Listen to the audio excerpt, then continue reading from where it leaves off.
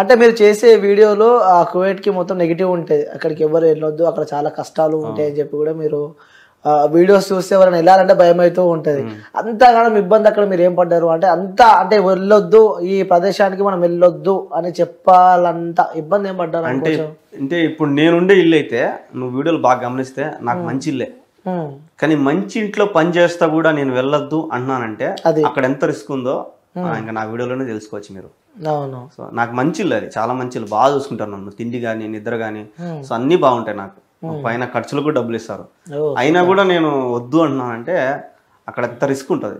అంటే ఏం అంత అనుభవం ఏం తిన్నారు అక్కడ మీరు అంటున్నా? అనుభవం అంటే మన వాళ్ళని చంపిన వాళ్ళు కూడా ఉంటారు, వాళ్ళు చాలా మంది చచ్చిపోయిన వాళ్ళు కూడా ఉన్నారు. సో ఫిలిపిన్ వాళ్ళని అయితే ఎడార్లోకి తీసుకొని పోయి కాల్ చేసిన కూడా కాల్ చేసినారు అంటే అక్కడ వాళ్ళు. సో నువ్వు అదే కానీ కోయట వాళ్ళని ఒక దెబ్బ వెయ్యి నువ్వు అనిచి రాలేవు, ఓకే, వాళ్ళు మాత్రం ఏమేం చేస్తారు. సో అంత రిస్క్ ఉంది కాబట్టి వద్దంటున్నా. నేను మగవాళ్ళు పోమనే చెప్తాను నేనైతే, మీకు అంత ధైర్యం ఉంది, దేవుడు మగతనం ఇచ్చినాడు కాబట్టి పో, కానీ ఆడవాళ్ళు పోవద్దని నేను చెప్తాను. ఓకే.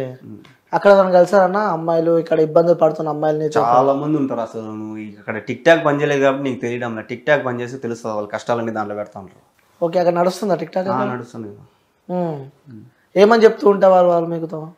అంటే నాకెవరు చెప్పరు, నేను చూస్తా ఉంటా. అంటే అక్కడికి వెళ్తే చూస్తూ ఉంటారు కదా, చాలా మంది నాకు కూడా మెసేజ్ పెడతా ఉంటారు, నాకు ఇట్లుందన్నా ఇట్లుందన్నా అని.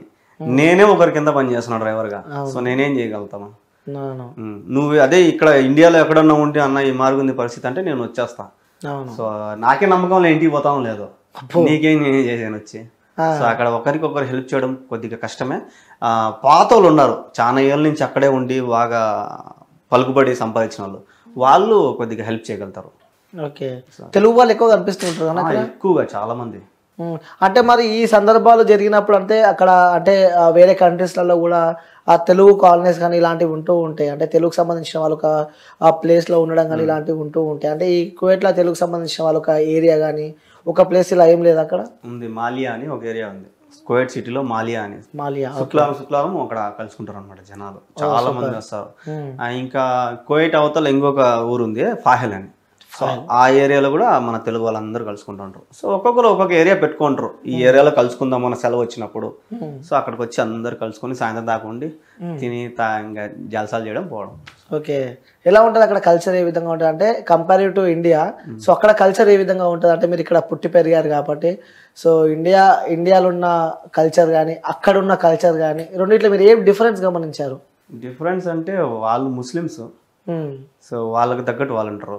సో మనము హిందూస్, సో మనకు తగ్గట్టు మనం ఉంటాం. ఇక్కడ అందరం ఒకటే, కానీ అక్కడ ఏందిరా అంటే వాళ్ళు ముస్లిమ్స్ కాబట్టి వాళ్ళ రూల్సే మనం పాటించాలా అంటారు. కానీ ఇక్కడ అట్లా కాదు కదా, నువ్వు ముస్లిమ్స్ అయితే నేను హిందూ అయితే అందరం కలిసే ఉంటాం. సో అక్కడ అట్లా కాదు. ఇప్పుడు వాళ్ళు ఒక్క పొద్దులు ఉంటారు రంజాన్లకి, సో మనం కూడా ఒక్క పొద్దు ఉండాలి. ఓకే, అంటే మన ఇళ్లలో ఇంట్లో ఉండేవాళ్ళు చెప్పరు, అరే నువ్వు ఒక్క పొద్దు ఉండు, నువ్వు ఉండకపోతే కొడతాం మేము, అది ఇది అనరు. సో బయట ఎక్కడన్నా తిన్నా కూడా ఫైన్ వేస్తారు నీకు పోలీసు వాళ్ళు. అదేంది? అది వాళ్ళ రూల్ కదా, వాళ్ళ ముస్లిమ్స్ దేశం కదా, సో వాళ్ళ రూల్స్ ని పాటించాలని చెప్తున్నా. అది ఇక్కడైతే ఇష్టం, అది మన ఇష్టం. అంటే ఒకవేళ రంజాన్ మాసం ఉంటే తినకుంటే ఎవరు తినొద్దు, ఇక ఒకవేళ తింటే ఫైన్. బయట తింటే తెలియకుండా తినకూడదు. బయట ఎవరైనా పోలీసు వాళ్ళు, హోటల్స్ ఏముండవు, అన్ని మూసేస్తారు, ఏముండవు. నువ్వు ఎక్కడే కానీ తినేదానికి కుదరదు. ఓన్లీ ఇంట్లో మీ పని వాళ్ళ ఇంట్లో ఉంటారు కదా పని వాళ్ళు పెడితే నువ్వు సైగ్గున్న రూమ్ లో తీసుకుని తినాలి. బయట ఎక్కడైనా నీళ్ళు తాగినా ఏదన్నా తిన్నా వచ్చి ఫైన్ వేస్తారు. అలాంటి కొంతమంది కొట్టను కూడా కొడతారు పోయేటోళ్ళు పిల్లలు. ఓకే, అలాంటి ఇబ్బందులు మీరు ఎదుర్కొన్నారన్నా? లేదు. తిన్నారా మంచిగా మీరు? నేను తిన్నాబా, నేను మాత్రం దగ్గర నాకు ఇవ్వకపోతే నేను రచ్చబడతా ఇంట్లో. నేను ముస్లిం కాదు, నాకు ఇవ్వాల్సిందే. ఓకే, ఎన్ని ఇయర్స్ ఉన్నారు అక్కడ? నేను ఇంట్లో ఇప్పుడు 3 సంవత్సరాలు అయిపోయింది, 3 సంవత్సరాలు దాటింది. ఇంతకుముందు ఇంట్లో 2 ఏళ్ళు చేసిన. ఓకే, అంటే ఒక్కొక్క ఇల్లు పంచుకుంటారు అనమాట? అంటే అట్టేం పంచుకునేదేంలా, అగ్రిమెంట్ ఉంటుంది ఒక ఇంట్లో. ఇప్పుడు నేను ఒక ఇంట్లో పోతానంటే 2 ఏళ్ళు అగ్రిమెంట్ ఉంటుంది. ఓకే, ఆ 2 ఏళ్ళు నువ్వు కంప్లీట్ చేసుకుని రావాలా. నీకు నచ్చితే మళ్ళీ పోవచ్చు, నీకు నచ్చకపోతే. ఓకే ఓకే, అగ్రిమెంట్ ఉంటుంది. ఇప్పుడు మీరు 3 years పెట్టినారు, అయిపోయింది, మళ్ళీ మీరు ఇండియాకి వచ్చారు. 2 years ఉంటుంది అగ్రిమెంట్. ఏ ఇంట్లోనా 2 years? ఏ ఇంట్లోనా 2 years ఉంటుంది. 2 years కంప్లీట్ అయిన తర్వాత నువ్వు మళ్ళీ పోతానంటే పోలేదంటే నీ ఇష్టం. అది ఓకే, ఇబ్బందులు ఏమో. ఫస్ట్ ఇల్లు అయితే నేను ఆపేసిన పోకుండా, ఈ ఇల్లు అయితే పోతా వస్తా. ఓకే, ఇల్లు పోతా వస్తున్నారు. సార్ ఫస్ట్ అంటే చాలా మంది కువైట్కి ఎలా వెళ్ళాలో కూడా తెలియని వాళ్ళు కొంతమంది ఉంటారు. అంటే ప్రతి ఒక్కరికి డ్రీమ్ ప్లేస్లు ఉంటాయి. 10th చదివిన వాళ్ళు వీళ్ళు వెళ్ళాలని అనుకుంటారు కువైట్కి. అలా వెళ్ళాలంటే వాళ్ళు ఎలా, అంటే వాళ్ళ ప్రాసెస్ ఏ విధంగా ఉంటుంది? వీసా అన్న చాలా మంది అట్లా, ఇప్పుడు హైదరాబాద్ ఉంది, విజయవాడ ఉంది, వీళ్ళంతా ఏం చేస్తారంటే బ్రోకర్లు ఉంటారు, అక్కడ వీసాలు తీసుకొని వచ్చి ఇక్కడ అమ్ముతా ఉంటారు. సో ఆ విధంగా పోవద్దనే చెప్తాను నేను చాలా మందికి. అక్కడ మనకు తెలిసిన వాళ్ళు ఉంటారు. ఇప్పుడు నేను ఎవరి ద్వారా పోయినా అంటే నా ఫ్రెండ్ ద్వారా పోయినా.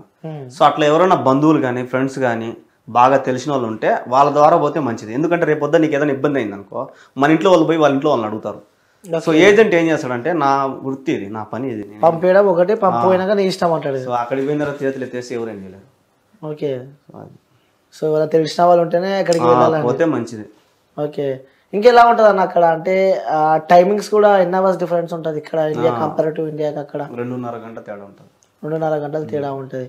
అంటే డ్యూటీకి అప్పుడప్పుడు కొన్ని సందర్భాలలో లేట్ అవుతూ ఉంటుంది. అలా లేట్ అయినప్పుడు కూడా అక్కడ నుంచి వాళ్ళు ఇబ్బందులు పెడుతూ ఉంటారా ఇంటి వాళ్ళు? అంటే ఇబ్బంది పెట్టరు, ఫోన్ మీద ఫోన్ కొడతారు. సో ఒక 5 నిమిషాలు లేట్ అయినా కూడా మనం ఈ నుంచి బండి తీసుకొని వాళ్ళ కాడికి తీసుకొని వెళ్ళినప్పుడు ఒక 10-20 మాటలు ఫోన్ కొట్టుంటారు. సోరా తాల్. సో బిన్నారా అని ఫోన్ కొడుతూ ఉంటారు. ఓకే, సో వెళ్ళాక మళ్ళీ ఎప్పుడైనా మీరు వాళ్ళతో తిట్లు కానీ దెబ్బలు తినడం కానీ అలాంటి సందర్భాలు ఎప్పుడైనా మీకు సంబంధించిన ఫ్రెండ్స్ కానీ ఎవరన్నా? సంబంధించిన ఫ్రెండ్స్ అయితే తిట్లు తింటానే ఉంటారు. దెబ్బలు తిన్న వాళ్ళు అయితే ఎవరు లేరు, తిట్లు అయితే తింటా ఉంటారు. చాలా మంది కూడా నాకు ఫోన్ చేసి మరి తిట్టినాడు రా మా వాడు, ఈ మరి చేస్తున్నాడు రా, గొనుగుతున్నాడు రా అని అంటూ ఉంటారు. నేను ఎవరికైనా ఒకటే చెప్తాను, మీరు లాంగ్వేజ్ నేర్చుకోండి, తిరగమల్లి మాట్లాడండి. లాంగ్వేజ్ నేర్చుకుంటే వాళ్ళు భయపడతారు. మీరు భాష నేర్చుకోకుండా వాడు చెప్తా ఉంటే మీరు భయపడినారంటే వాడు ఇంకా రెచ్చిపోతాడు. సో వాడు మాట్లాడితే రివర్స్ మాట్లాడాలి మనం, అప్పుడు వాడు అమ్మ డేంజర్ రా అని గమ్మనంటాడు. ఓకే, మళ్ళీ అలా డేంజర్ మాట్లాడితే వాడు రిటర్న్ మనం ఏమైనా చేస్తే ఏం చేయడు, నువ్వు కరెక్ట్గా మాట్లాడాలి. వాడు చెప్పినాడంటే దానికి సమాధానం చెప్పినామంటే ఎగ్జాక్ట్ సమాధానం, కరెక్ట్ సమాధానం. ఓకే, ఇంకోటి కువైట్ కంట్రీలో కూడా మర్డర్లు ఎక్కువ అవుతూ ఉంటాయి అని చెప్పి వింటూ ఉంటాము. అంటే కొంతమంది చేస్తారు, పిల్లనాయలు ఉంటారు కొంతమంది కువైట్ పిల్లలు, వాళ్ళకి అదొక కుషాలన్నమాట. ఓకే, గన్లు పెట్టుకుంటారు, కత్తులు పెట్టుకుంటారు, కావాల్సుకొని రాడ్లు కొట్టుకోవడము. సో ఇట్లాంటి కుషాలు ఈ నడవని ఎక్కువ అయిపోయినాయి అవి. ఇంకా ఈ నడవని పిల్లనాయలు ఎక్కువ అయిపోయినాయి, రచ్చలు పడ్డం, కొట్టుకోవడం, రోడ్ల మీద కార్లతో గుద్దుకోవడము, ఇట్లాంటి ఎక్కువ అయిపోయినాయి. ఓకే, తెలుగు వాళ్ళకి ఇబ్బందులు పెడుతుంటారు అక్కడ? తెలుగు వాళ్ళని ఏమి ఇబ్బంది పెట్టరు. ఓకే, ఇబ్బంది అంటే ఇదే ఇళ్లలో ఏదన్నా ఉంటుంది. ఇప్పుడు నువ్వు నీ ఇంట్లో నేను డ్రైవర్ అయితే నీ ఇంట్లో ఏదైనా ఇబ్బంది ఉంటే నన్ను అంతే. బయట వాళ్ళు ఎవరు వచ్చి నేను ఇబ్బంది పెట్టరు. ఓకే, బయట కోయటి వాళ్ళు వచ్చి ఇబ్బంది పెడితే మా కోయటి పోయి వాళ్ళతో రచ్చపడతాడు, అట్లా ఉంటుంది. ఓకే, అంటే అక్కడ ట్రావెలింగ్ ఎలా ఉంటుంది? మీరు డ్రైవర్ చేస్తారు కదా అక్కడ, ఎలా ఉంటుంది అక్కడ driving? Traffic rules and regulations కానీ ఏ విధంగా ఉంటాయి? పర్ఫెక్ట్ గా ఉంటాయి, ఎక్కడికైనా మిస్టేక్ చేసినా కెమెరాలు రెడీగా ఉంటాయి. అక్కడ ఊరికే జైలు వేస్తారంట కదా? ఊరికే అంటే అక్కడ చిన్న మిస్టేక్ ఏమైనా చేస్తే, దొంగతనము, లంజరికము ఇట్లాంటి వేస్తే బేహసర్ లోపల. ఓకే, చిన్న దొంగతనం చేసినా అయిపోయాయి, చిన్నది ఏది ఎత్తుకున్నా అయిపోయింది, దొంగ పెద్ద దొంగ.